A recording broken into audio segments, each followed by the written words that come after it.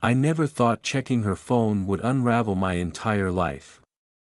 But that night, something inside me snapped, a quiet, nagging voice telling me something wasn't right. I knew her passcode by heart, I never needed to use it before. But curiosity? No, fear drove me to it. I unlocked the screen, my heart pounding like a war drum in my chest. I wasn't looking for anything in particular, maybe some late-night texts, a playful conversation with a coworker, even a flirtation I could pretend not to notice. But what I found wasn't flirtation. It wasn't even betrayal, at least not the kind I expected. It was a photograph. A single, chilling image buried deep within a thread of messages from an unsaved number. There was no text, no explanation, just a picture of a man, lying completely still on a cold, concrete floor. His eyes were wide open, glassy and lifeless, staring straight into nothing. Blood had pooled under his head, spreading outward in a dark halo. But that wasn't what made my stomach turn to ice. No, it was the reflection in the puddle of blood that made my breath catch in my throat. It was her, Sarah. My wife. There she was, standing over the body, frozen in the act of lowering something shiny, maybe a knife, maybe something worse. Her face was calm. Too calm. The time-stamp on the image? Just last night. The same night she came home late, claiming she'd been stuck at work because of a last-minute meeting. I scrolled up desperately, my fingers trembling like I was standing outside in the dead of winter. No messages. No explanation. Just that one photo. I sat there, clutching her phone like it might bite me. I replayed every moment from the last 24 hours in my head, searching for a mistake, a crack in her story. But she'd been perfect, affectionate, loving, even playful when she walked through the door. No hints of guilt, no slip-ups, just the usual warmth of the woman I thought I knew better than anyone else. But now I couldn't breathe without tasting fear. The front door creaked. Keys jingled as they hit the wooden table in the hallway. She was home. "Hey, babe," her voice was sweet, casual, effortless. The voice of a murderer. I quickly locked the phone and shoved it under the couch cushion like a guilty secret. My heartbeat roared in my ears as she leaned down and kissed the top of my head, her hand resting gently on my shoulder. So soft, so familiar. "Everything okay?" she asked, her fingers tracing a slow circle on my back. I forced a smile. "Yeah, just tired," but in that moment, every inch of my body screamed the truth I wasn't ready to admit yet. I didn't know the woman I married. Not anymore. You never really know someone. You think you do, you believe that years of shared laughter, soft touches, and whispered secrets in the dark forge a bond too strong to break. But all it takes is one crack for the whole thing to shatter. That night, as Sarah moved around the kitchen like everything was normal, humming a soft melody, chopping vegetables for dinner, I couldn't stop staring. Every movement she made was graceful, practiced, perfect. She always prided herself on being the kind of wife anyone would envy, attentive, caring, supportive. Hell, she even remembered the smallest details, like how I liked my coffee or which side of the bed I preferred. But now, every kindness felt like a lie wrapped in silk. I watched her from the living room, my mind racing through memories like a film reel unraveling too fast. The late nights at the office. The unexplained absences. The brief, flickering shadows of hesitation when I asked where she'd been. I had always dismissed those doubts as paranoia. She wasn't capable of betrayal, or so I thought, but murder. I tried to convince myself the photo didn't mean what it looked like. Maybe it was staged.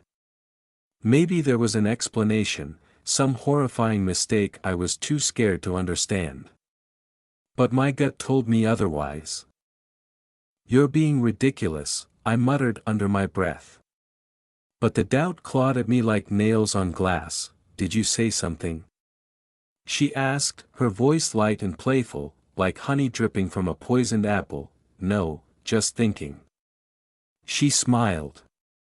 That same damn smile she always gave me when everything seemed too good to be true. It was the same smile she wore the day we bought this house, the day she told me she wanted to grow old with me. Now it felt like a mask she had worn so well I never realized it wasn't real. I didn't sleep that night. I lay next to her, staring at the ceiling, listening to her breathe peacefully beside me. The rise and fall of her chest seemed too steady, too innocent. I wondered if the man in that photo had heard her breathing before she ended his life. Morning light crept into the room, casting long shadows across our shared bed. She stirred beside me, nuzzling closer, her hand resting gently on my chest like she always did. "Did you sleep okay?" she whispered. "Yeah, you?" Like a baby," she said with a soft laugh, as if nothing in the world could disturb her peace. I waited until she left for work before I grabbed her phone again, digging through every app, every message, every photo. But the image was gone. Vanished without a trace. I checked the deleted folder, nothing.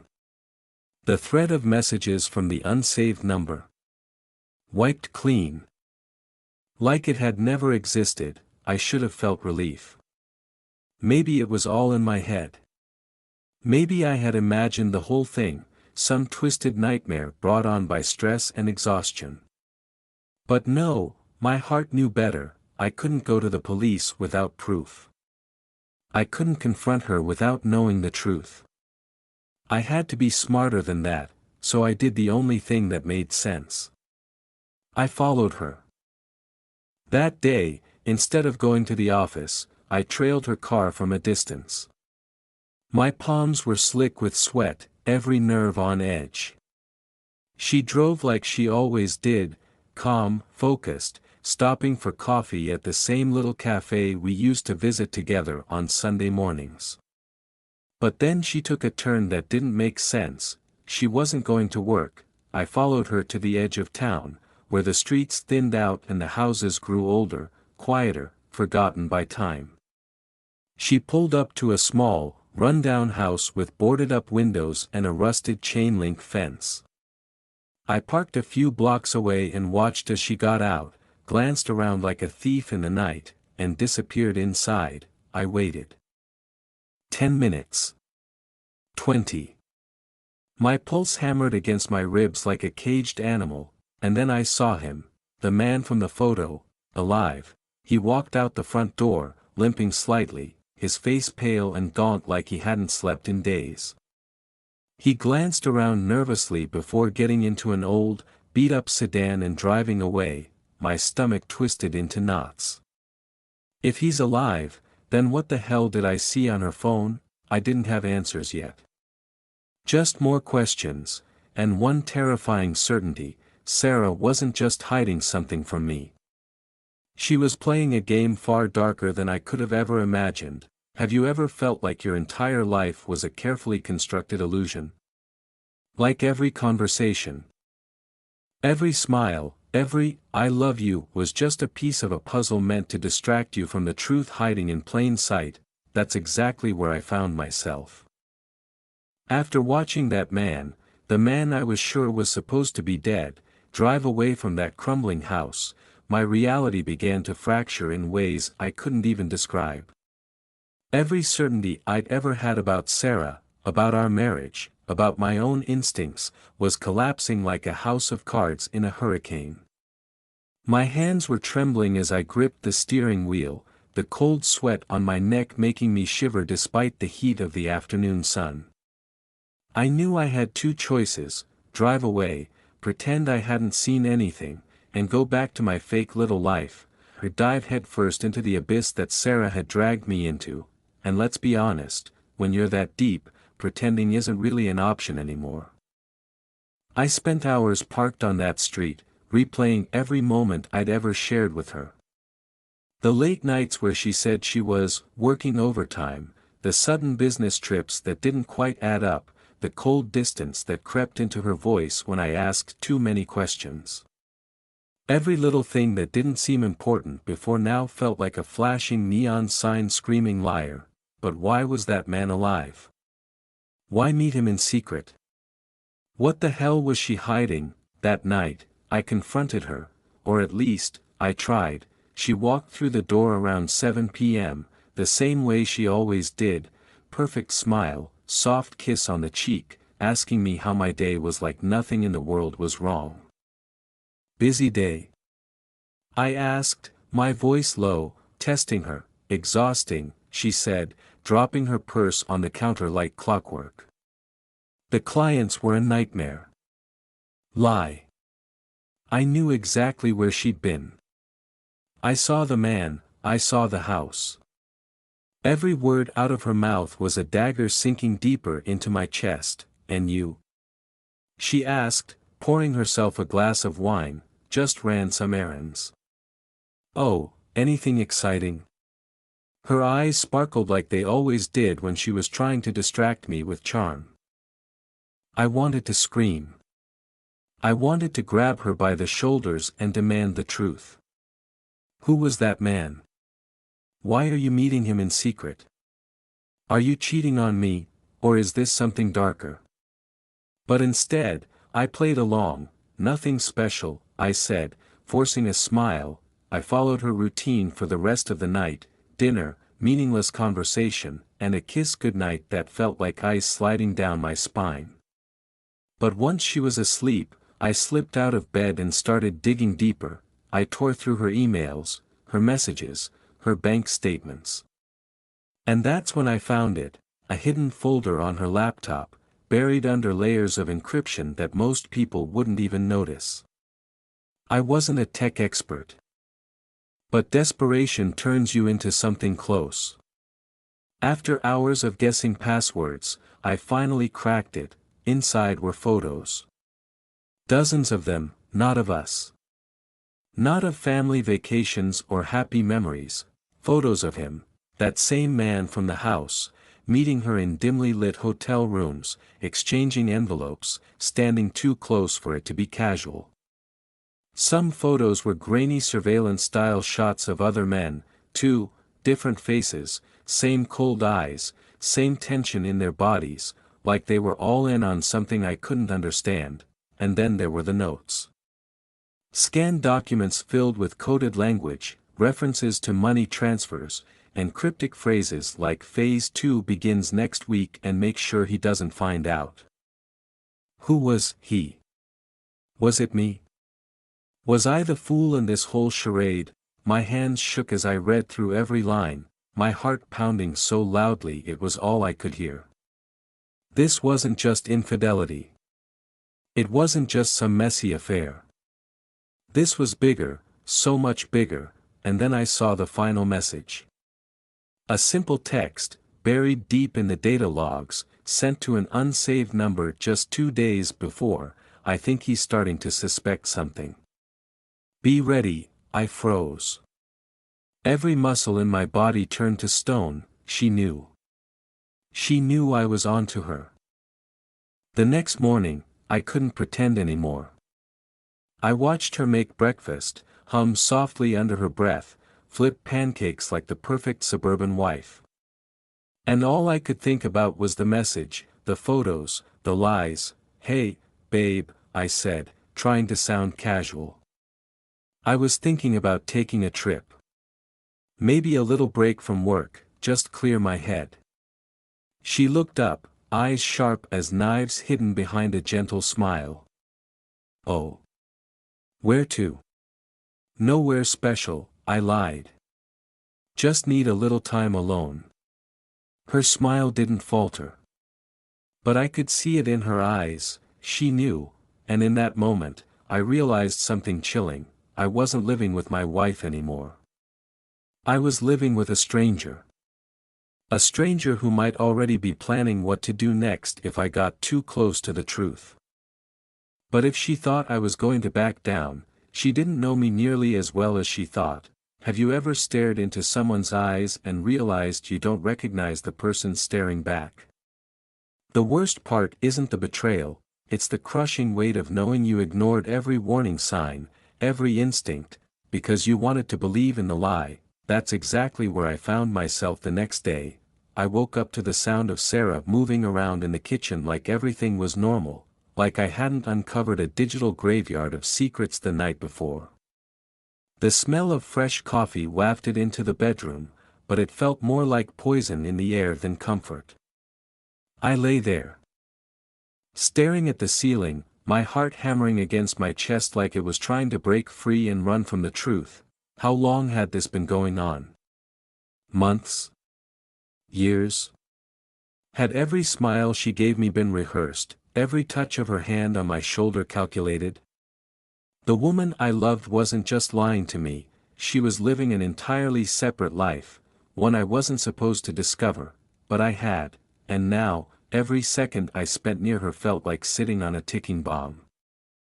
I got out of bed, pretending to stretch, pretending that I hadn't just uncovered the biggest lie of my life. My mouth was dry, my stomach churned with every fake smile she gave me. "Morning, babe," she said, sliding a cup of coffee across the counter toward me. Her eyes were the same warm hazel I'd fallen in love with, but now they felt like two deep pits of deception. "You okay? You look tired." "Didn't sleep well," I muttered, taking a sip of the coffee I wasn't sure I could trust anymore. "Too much on my mind."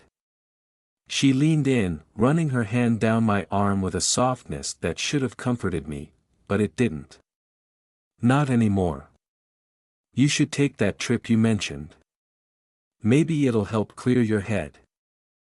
The way she said it, so casual, so supportive, sent a chill crawling up my spine. She wanted me to leave. She needed me gone. But why? What was her endgame? That's when I realized, if I left, she'd have the perfect opportunity to cover her tracks, to erase every piece of evidence I hadn't found yet. I couldn't give her that chance. I spent the rest of the day playing the part of the clueless husband, laughing at her jokes, agreeing to dinner plans, nodding along as she talked about her stressful workload. All the while, every second I spent near her felt like holding my breath underwater, waiting for the moment I couldn't fake it anymore. That night, while she was in the shower, I searched through her phone. My hands were shaking so badly it took me 3 tries to enter the passcode, a passcode I shouldn't have known but had seen her type in countless times. There was nothing unusual in her texts, just the same meaningless conversations with friends, co-workers, and family. But then I checked the deleted messages. There they were, messages that made my stomach drop like a stone. "He's getting suspicious. We need to move faster. I'll handle it if he finds out too much." And then, one final message that hit me like a freight train. "When the time comes, make it look like an accident." My breath caught in my throat. An accident? Was that her plan all along? To get rid of me before I could uncover the full extent of her betrayal? The woman I shared a life with, who once promised to love me forever, was planning my end. The next day, I didn't go to work. I didn't even leave the house. I just watched her. Every move she made felt rehearsed, every glance, every soft word carefully calculated to keep me off balance. She wasn't just hiding something, she was preparing for something, and then it happened. That evening, while pretending to scroll through my phone, I saw her slip into the other room and quietly make a call. I crept toward the door, heart pounding so hard it felt like it might explode. I couldn't hear much, but the words I did catch were enough. "It'll be done soon." "No, he has no idea. I'll make sure he never sees it coming." That was the breaking point. My mind was racing. I couldn't stay in that house any longer, not with her, not with the threat of whatever she had planned hanging over my head like a noose.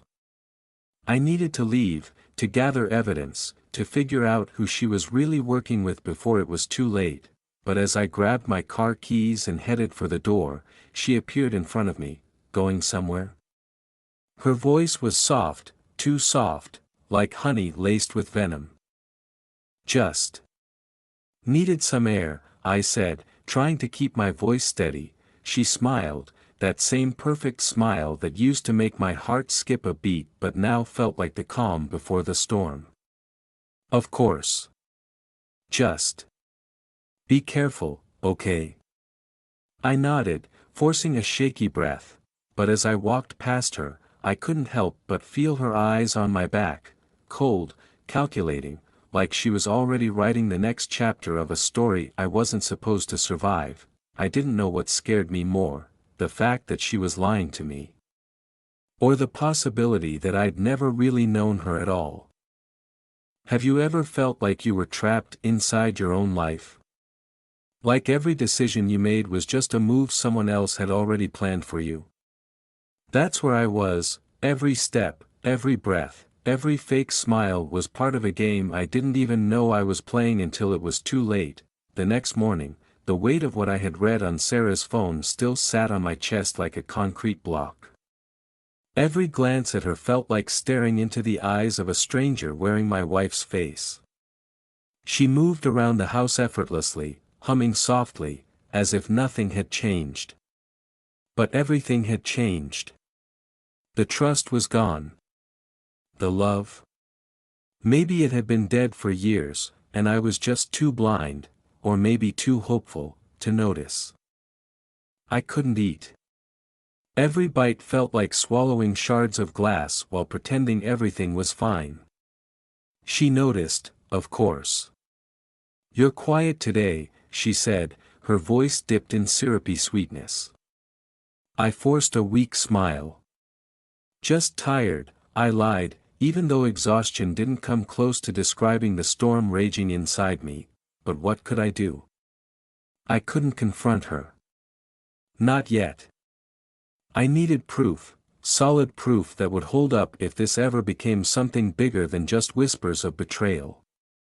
She was too careful, too practiced in her deception, and I knew that one wrong move could cost me everything, maybe even my life. The messages I found weren't empty threats. They were plans. Clear, calculated steps toward my disappearance, dressed up to look like fate had done the dirty work for her. By afternoon, I decided to follow her. It wasn't a grand plan, just raw desperation driving me forward. She said she had errands to run, groceries, picking up dry cleaning, the usual list of suburban duties that masked whatever true motive she had. I waited 5 minutes after she left, then grabbed my coat and followed, my heart beating so loud in my ears it nearly drowned out every other thought. She didn't go where she said she would. No grocery store. No dry cleaners. Instead, she drove across town to a part of the city we never visited. Run-down buildings with boarded-up windows lined the streets. It was the kind of place where secrets were born and left to rot in the shadows. I parked a few cars back and watched as she stepped into a small, inconspicuous cafe, one of those places so ordinary it became invisible. I waited for 15 agonizing minutes before I worked up the courage to follow. Inside, I saw her sitting in a corner booth with someone I didn't recognize. A man. Tall, sharp suit, slicked back hair. He didn't look like a friend. He didn't look like someone picking out curtains with her either. There was something cold about him, something calculated. They didn't touch, but the tension between them was thick, like they were sharing secrets meant for darker places. I couldn't hear what they were saying, but her body language spoke volumes. Leaning in, hands clasped together, eyes narrowed. She wasn't just hiding an affair, this was business. Dangerous business. My mind spun with possibilities. Was she planning to take everything? The house, the money? Or was it worse, was she plotting something final? The message on her phone echoed in my head, "When the time comes, make it look like an accident." The meeting didn't last long. She left first, her expression calm, almost relieved. The man stayed behind, nursing a coffee like he had all the time in the world. I took a deep breath and made a reckless decision. I approached him. "Nice day for secret meetings," I said casually, sliding into the seat across from him. His eyes met mine without a flicker of surprise. "Cold. Empty, wrong place, friend," he replied, voice low and sharp. I forced a tight smile. "You're right. My mistake." I stood to leave, but as I turned, his voice stopped me in my tracks. "Be careful," he said, without looking up. "Accidents happen all the time." The chill that ran down my spine was like ice water poured straight into my veins. I left the cafe, hands shaking, thoughts racing. Whoever that man was, he knew me. Maybe not my name, but enough to deliver the kind of warning you don't ignore. That night, I didn't sleep. I couldn't. Every sound in the house felt like a countdown ticking towards some inevitable disaster. I watched Sarah sleep beside me, peaceful, unaware, or maybe just a better actress than I ever gave her credit for. I had to be smarter. Faster. I couldn't let her know I was onto her, not until I figured out exactly what she was planning. Because one thing was certain now, this wasn't just betrayal.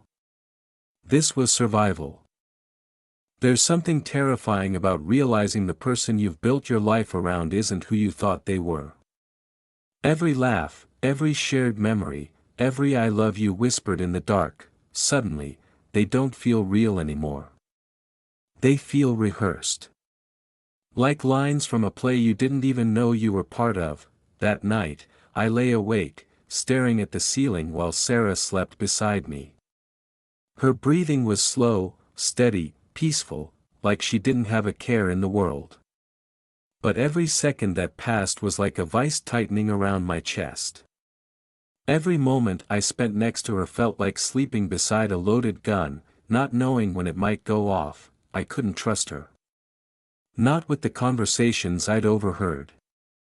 Not with the messages I'd read on her phone. I couldn't even trust myself anymore, not to fall for her lies, not to ignore the warning signs screaming inside my head. Every instinct told me that time was running out. Whatever plan she had set in motion was nearing its end. I knew I had to act before it was too late. The next morning, I decided to push. Just a little. A small test to see if the cracks in her mask would finally show. Over breakfast, I brought up the idea of taking a trip together, just the two of us, like old times. Her reaction was almost too perfect. "That sounds amazing," she said, her smile warm and effortless, but I caught it this time. The brief flash of hesitation behind her eyes, the way her fingers tightened just a little too much around the coffee cup. She wasn't excited. She was calculating. "Yeah," I said casually, stirring my coffee. "Maybe somewhere quiet. Isolated. Just you and me." Her eyes met mine, and for a split second, barely long enough to register, I saw it. A flicker of something dark. Fear. No. Something colder. Contempt. "That sounds perfect," she said, her voice soft, her hand reaching across the table to touch mine. "We could use some time away from everything." I forced a smile, but my heart was pounding so loudly I was sure she could hear it. I needed proof. Solid, undeniable proof, so that night, after she fell asleep, I did something I never thought I'd do. I followed her. Not physically, digitally. I knew her habits, her routines, and I knew she kept backups of her phone on the family laptop. She was careful, but not careful enough. I found the backup files buried under layers of folders with innocent names, taxes, work stuff, recipes. But inside, it wasn't spreadsheets or meal plans. It was recordings. Audio files. Some were normal, reminders, voice notes, random thoughts, but then I found those recordings. The first one hit me like a punch to the gut. Her voice, soft and sweet, but the words were knives. He doesn't suspect anything yet. But soon, he will. We need to be ready when he does. Another file, the insurance policy is in place.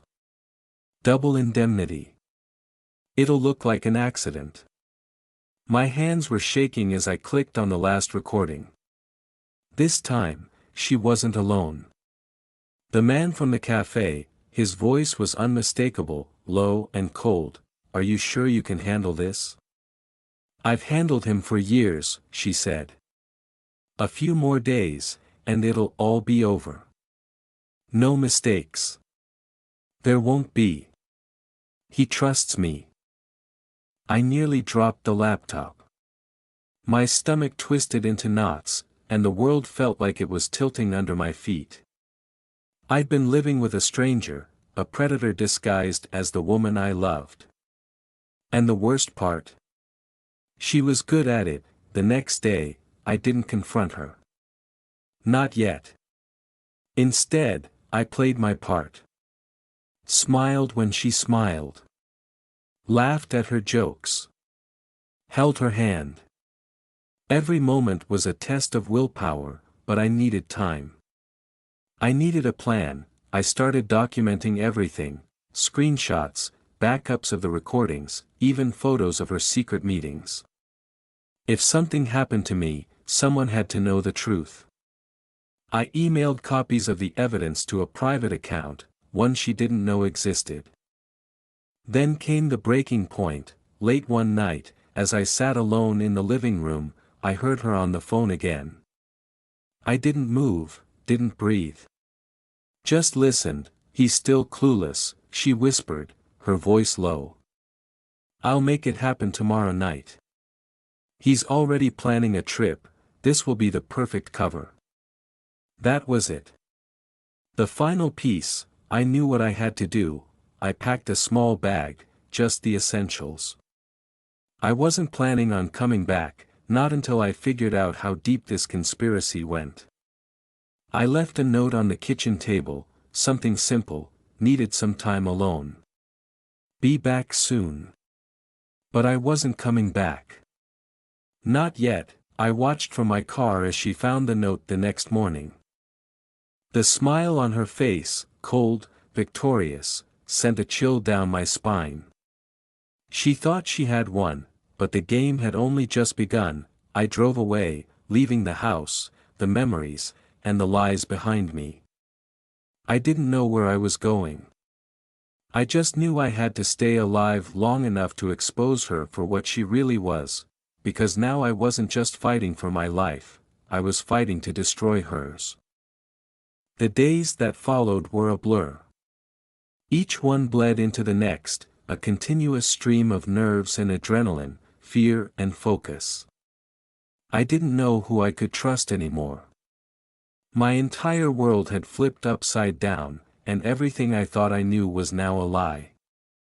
I wasn't just fighting for the truth, I was fighting for my survival. I stayed in a small, nondescript hotel on the outskirts of town, far away from Sarah and her carefully constructed facade. I spent hours on the phone with a private investigator, someone I'd hired in secret. I didn't have the luxury of time, and I didn't have all the answers yet. But every lead I followed, every piece of the puzzle I uncovered, pointed to something darker than I could have imagined. Sarah wasn't just trying to end me. She had been building an empire of lies, and I was just a casualty in her bigger plan. The investigator I hired dug up dirt on her, lots of it. I never expected it to go this deep. Sarah wasn't just cheating on me, like I'd suspected. No, this went beyond that. She was involved in a criminal network, money laundering, insurance fraud, and even worse. She had been playing me for a fool the entire time, manipulating me with the same ease that she manipulated everyone else. I had to know why. Why had she done this? What had driven her to this point? I couldn't just sit around waiting to find out. I needed answers, and I needed them fast. So, I made a decision. I would confront her, but this time, I wouldn't be the victim. I wouldn't let her turn the tables. The plan was set in motion. I told the investigator to meet me at the hotel. He came with information that could destroy Sarah and her entire operation. The hard part now was figuring out how to expose her without giving myself away. I knew Sarah. She would never go down without a fight. And as much as I wanted to expose her to the world, I knew the final confrontation would have to be on my terms. It had to be perfect, calculated. I spent the next few days preparing, watching her every move. I saw through her act every time she tried to call me, pretending like everything was fine, asking about my trip. I couldn't bring myself to even talk to her. Everything she said felt like a knife twisting in my gut. Finally, the night came. I arranged everything, the meeting with the investigator, the backup evidence, the plans to get the truth out. It was time. I was ready to end this. The tension in the air was thick, suffocating. I waited until she left for her evening work meeting, the one she'd told me about just a few days earlier. It was all part of the act, but I wasn't fooled anymore. As soon as she left, I got to work. I slipped into the house, moving quietly, making sure everything was in place. I transferred the evidence from the investigator to my laptop, every bank transfer, every illegal transaction, every phone call. It was all there, the final proof I needed to take her down. Then, I sat down on the couch and waited. I knew she'd be back soon, and I was ready. Ready to see her face when the truth finally hit her. The door creaked open. I heard her voice, soft at first, then louder as she entered the living room. She didn't see me at first, but I knew she would eventually. When she did, her expression faltered just for a second, just long enough for me to catch it. "What are you doing here?" she asked. Trying to mask the panic in her voice, I didn't answer right away. I just stood up slowly, letting the silence stretch between us. The weight of everything that had happened, everything she'd done, felt suffocating. Finally, I spoke. "I know everything." Her face went pale. Her lips parted, but no words came out at first.